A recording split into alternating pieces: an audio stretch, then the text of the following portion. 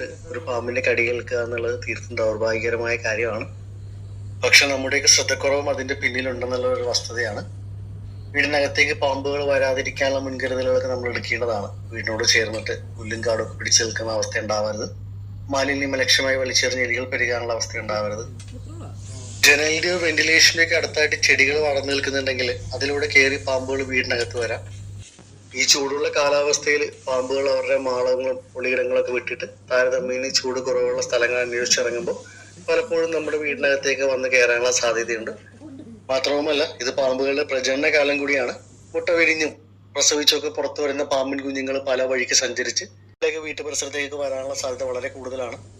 വീടിന് പുറത്ത് കൂട്ടിയിട്ടിരിക്കുന്ന വസ്തുക്കളുടെ ഇടയിലും വീടിന് മുന്നിൽ വെച്ചിട്ടുള്ള ചെരുപ്പ്, ഷൂ മുതലായവയുടെ ഉള്ളിലും വീടിനകത്തേക്കും വരെയൊക്കെ അത്തരം കുഞ്ഞു പാമ്പുകൾ കടന്നു വരുന്നൊരവസ്ഥ ഉണ്ടാവും.